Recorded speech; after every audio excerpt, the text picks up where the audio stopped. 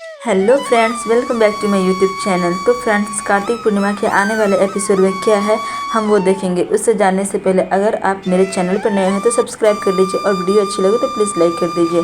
तो फ्रेंड्स, कार्तिक विक्की से कहता है चलो मैं आपको ड्रॉप कर देता हूँ। तो विक्की कहता है नहीं, छोड़ दीजिए, मेरा घर पीछे में ही है, मैं चला जाऊँगा, नहीं तो आपको यू टर्न लेना पड़ेगा। तब कार्तिक कहता है कोई बात नहीं, मैं यू टर्न ले लूँगा, आप बैठो, शर्मा क्यों रहे हो। तब विक्की बैठ जाता है। तभी विक्की के हाथ में एक बैग होता है। तो कार्तिक कहता है ये बैग तुम पीछे रख सकते हो, रख दो पीछे। दूसरी तरफ पूर्णिमा काफ़ी परेशान होती है, बहुत उदास भी होती है। तभी वहाँ पर बीजी आ जाती है और कहती है क्या हुआ पुत्र। तो वो कहने लगती है कुछ नहीं, बड़ी बेचैनी सी हो रही है।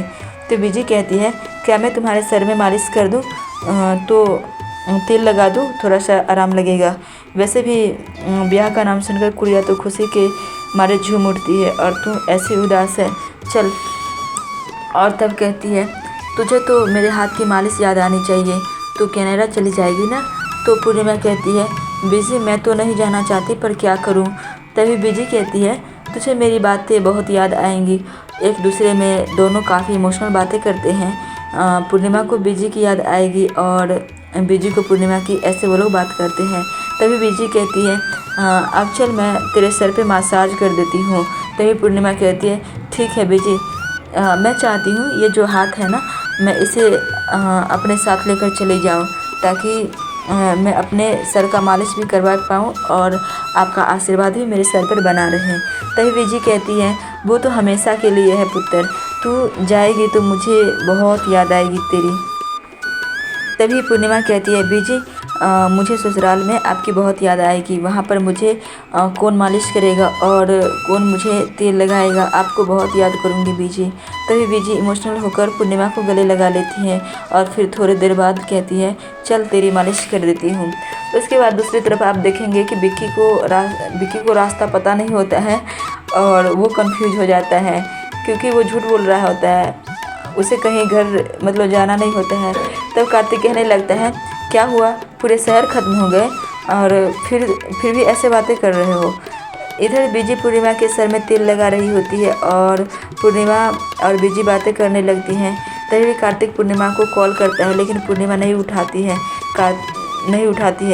कार्तिक पूर्णिमा को कॉल कर रहा होता है विक्की का सच बताने के लिए, क्योंकि कार्तिक को विक्की का सच पता हो जाता है कि विक्की कुछ गड़बड़ ज़रूर कर रहा है। लेकिन पूर्णिमा कॉल ही नहीं उठाती है, फ़ोन बजने ही देती है।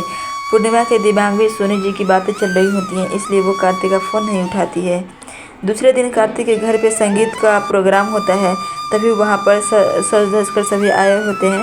तभी कार्तिक सोच रहा होता है कि कुछ भी करके पूर्णिमा को विक्की का सच बताना है और यहाँ सभी चीज़ें रेडी हो जाती है और बाद में वहाँ मेहंदी आर्टिस्ट आ जाती है। तभी सोनी जी बहुत गुस्सा हो जाती है उन तीनों पर और कहती है अब तुम तीनों लोग बारातियों को मेहंदी गारोगी क्या, और अब तुम्हारा रास्ता देखते बैठेंगे क्या, कब किसे मेहंदी लगानी है। तभी बबली वहाँ पे आती है और कहती है भाभी आपकी डिमांड ही कुछ ऐसे थे कि लड़की गोरी होनी चाहिए।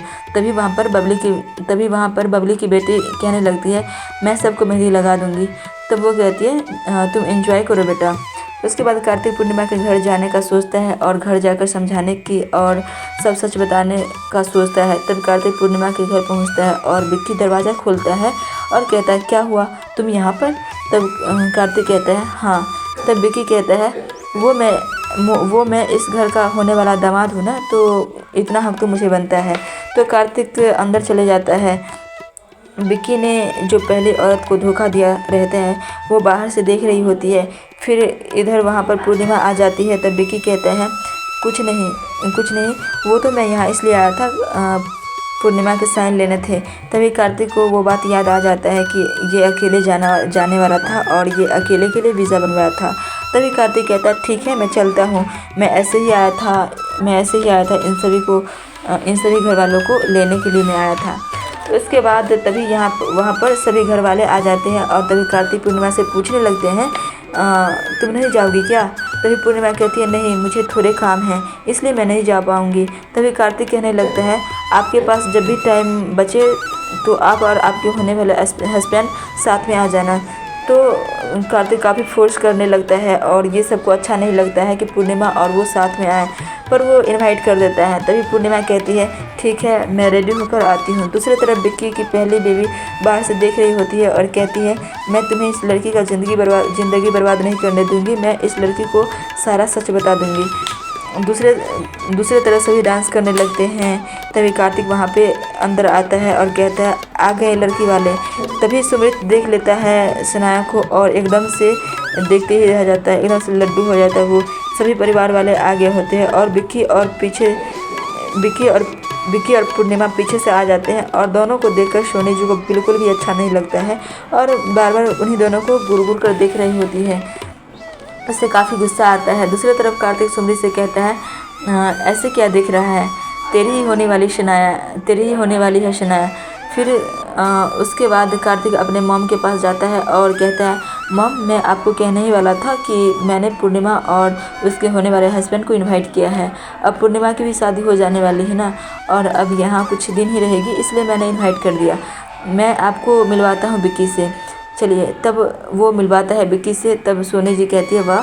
फिर वो विक्की का इंट्रोड्यूस करा देता है और कार्तिक विक्की के बारे में हर चीज़ बता देता है कि वो कनाडा का और सारा चीज़। दूसरी तरफ विक्की की पिछली बेबी पूर्णिमा को ढूंढ रही होती है कि वो सारा सच पूर्णिमा को बता सके।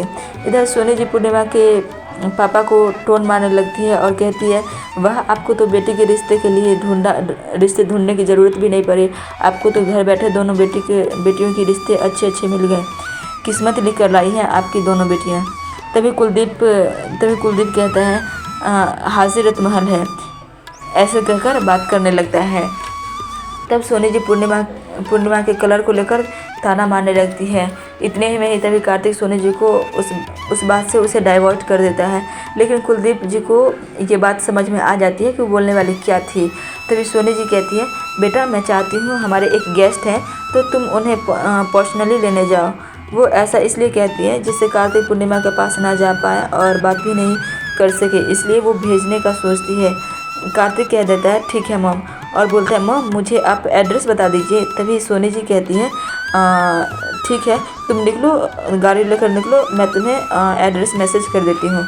तभी दूसरी तरफ सभी काफ़ी खुश होते हैं और बबली की बेटी डांस करने लगती है। तभी सभी खुशी के मारे सभी डांस करने लगते हैं और वहाँ पर सोनी जी भी आ जाती है और डांस करने लगती है और वहाँ पर विक्की खड़े होकर तालियां बजा रहा होता है।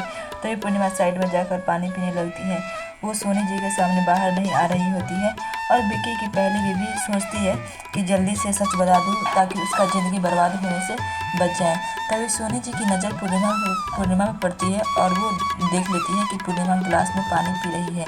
तभी सोनी जी पूर्णिमा की ओर आने लगती है और उधर से विक्की की पहली बीवी भी आने लगती है पूर्णिमा को सच बताने के लिए, लेकिन इससे पहले सोनी जी पूर्णिमा के पास आ जाती है। तभी इतने में ही वो लड़की फिर से छुप जाती है ताकि उसे विक्की ना देख पाए और तभी सोनी जी को पूर्णिमा पर काफ़ी ज़्यादा गुस्सा आया होता है और पूर्णिमा को काफ़ी चीज़ सुनाने का सोचती है। तभी पूर्णिमा सोनी जी से कहती है मैं जानती हूँ आप यहाँ पर क्या कहने आई हैं कि मैं आपके सामने ना आऊँ, तो आप फिक्र मत करिए, मैं आपके सामने नहीं आऊँगी। तब सोनी जी कहती है तुम्हारा रंग का साया भी मेरे होने वाले बहू पर नहीं पड़ना चाहिए और नहीं उसके मेहंदी पर। तभी पूर्णिमा कहती है आप फिक्र मत करिए, मैं सभी रस्मों से दूर रहूँगी। तब सोनी जी कहती है यही तुम्हारे लिए अच्छा होगा और कहती है इस बात का ख्याल रखना तुम अच्छे से, और पूर्णिमा वहाँ से चली जाती है। तो फ्रेंड्स आज के लिए इतना ही, और अगर आप मेरे चैनल पर नए हैं तो सब्सक्राइब कर लीजिए और वीडियो अच्छी लगे तो प्लीज़ लाइक कर दीजिए। Thank you, bye bye.